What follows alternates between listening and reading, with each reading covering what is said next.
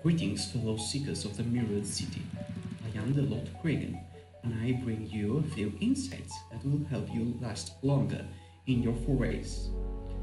As always, this video is targeted at beginners and struggling players. Veterans seeking insights may wish to skip the intro and use the timestamp in the comments. Last time we spoke, we covered the vital subject of objectives, and today we shift our attention onto the power deck on a specific section, ploys. As we said in the previous video, victory or defeat is decided on the matter of objectives. Thus, it is of the utmost importance to avoid uncomfortable situations with poor draws. Likewise, it's also relevant that your warband and deck is properly equipped to tackle said objectives, or you will not be able to achieve them. Here enters the power deck. The power deck is a set of 2 cards that is divided into sections: upgrades and the gambits, which are in themselves divided into ploys and spells. We will focus on ploys because many warbands do not have access to spells, and those that do will generally want to tailor them to the specific idiosyncrasies, so giving a generic primer is of little to no use in this matter. With this said, we will cover what are ploys. Ploys are extremely potent cards because while they only have an effect that is limited to a single activation or moment, they do have no cost attached to them, only the card slot, and they generally have effects that are incredibly powerful, like increasing immensely your attack effort or giving you further mobility, which is priceless in this game.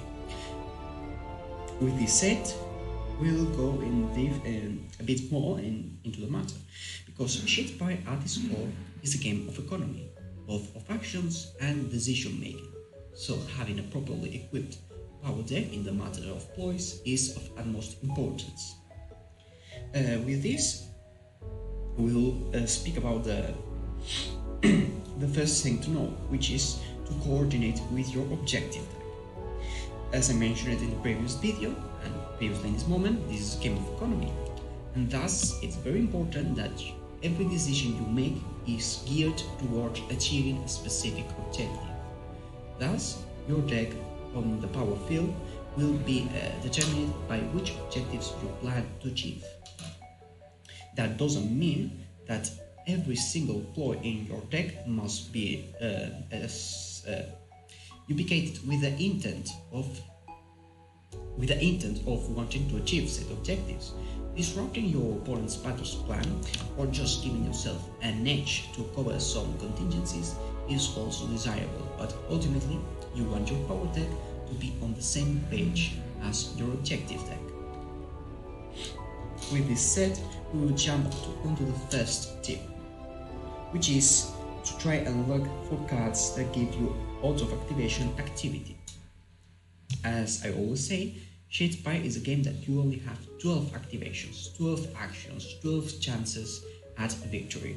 So when you can find cards that give you actions out of the activations without burning one of those precious 12 tokens, these are very important because they give you further chances at achieving your objectives. All of a sudden, your pool of opportunities is not limited to 12, but at a higher number. This opens a whole new swath of strategies and gives you further flexibility. Cards that give you auto-activation activity are very important because they provide you with offensive and defensive advantages. Offensive because they give you further chances of attacking an enemy, finishing him off before he has a chance to attack you, and defensive because either you can move away from your opponent, or because you killed him, you're out of any retaliation, you're out of harm's way, which is very important in itself. So whenever you build a deck, try to look for cards that give you activities out of activation, because they will give you a lot of mileage out of your strategy. With this, we will jump onto the second tip, which is to seek cards that give your warband mobility or force it on the opponents.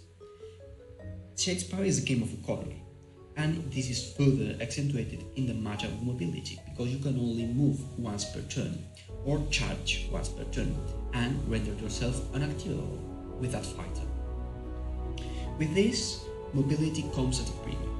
You have a maximum strategic depth, a maximum distance your fighter will be able to cover across a game. As can be shown in this picture, if you use a warband that has, for example, 2 hexes of mobility, you will only be able to reach so far in a single turn, and the fighter from the opposing warband will be out of harm's way. But if you use either ploys that push your fighters or increase your distance, your mobility, you will be able to reach the opponent because your strategic depth has increased. This has a very clear advantage, because all of a sudden points that you will not be able to reach are achievable. Fighters that were safe all of a sudden are unsafe, are in danger.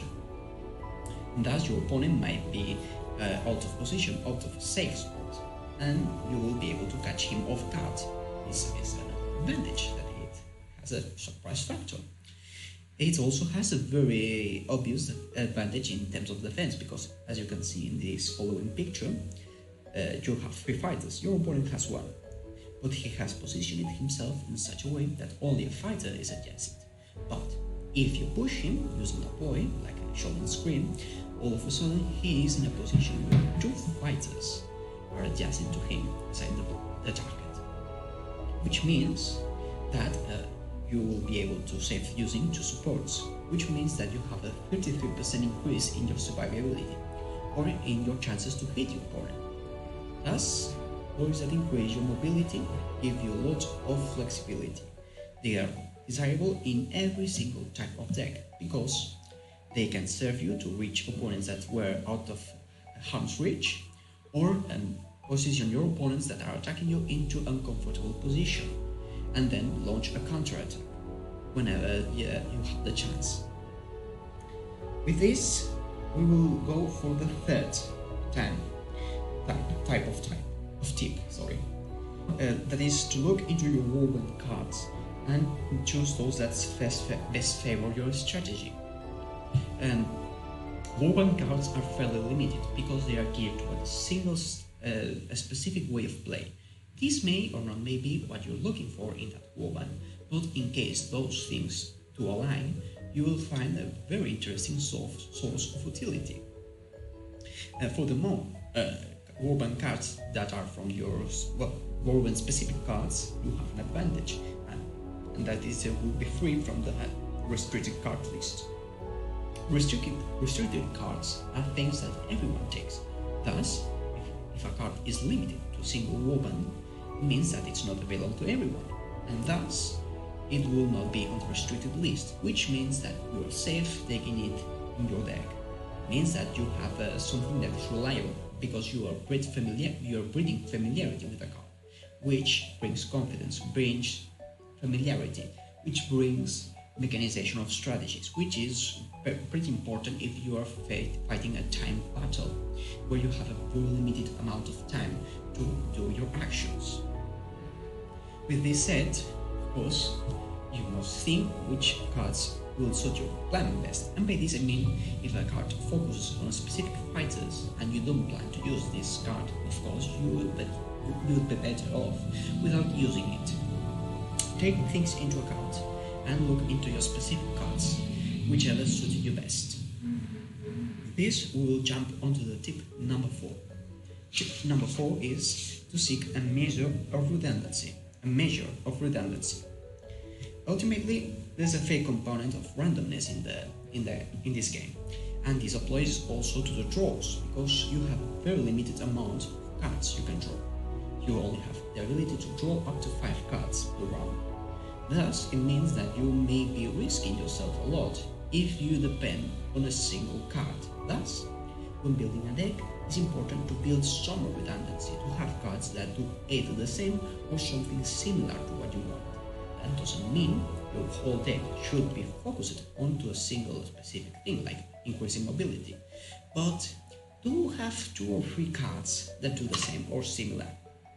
That will help you have more reliability, and as usually, since they are cards you want to do multiple times, to use multiple times, you will be able to get multiple shots at it. With this, we will jump onto the fifth tip, which is to avoid or not abuse cards that are dependent on rolls. Cards that are dependent on rolls are bound by chance because you are depending on a reduced statistic, something that is less than 100%. Now, these cards usually have potent effects, but as they are bound by chance, you may be able to fail them, which is something that increases exponentially in tournaments because you'll be playing multiple matches, and the chance of of the card functioning correctly every single time decreases exponentially.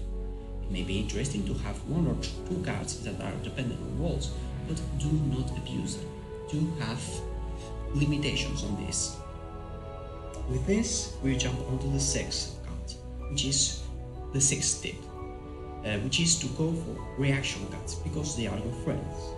Reaction cards have an advantage. They trigger whenever it suits them best, which is to say that either when the opponent is about to gain an advantage or when you are about to gain an advantage. For example, you've succeeded, you have applied an objective, or you have succeeded in an attack action and thus harmed the enemy. Or maybe when your opponent has drawn a ploy and thus is about to gain an advantage on you.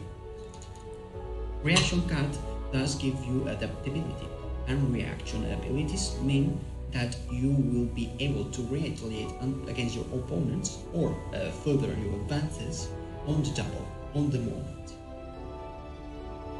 With this, we will jump onto the last of the 7 tips, which is to look into restricted card list and to the restricted card list and the damage boosting cards, well, offensive boosting cards.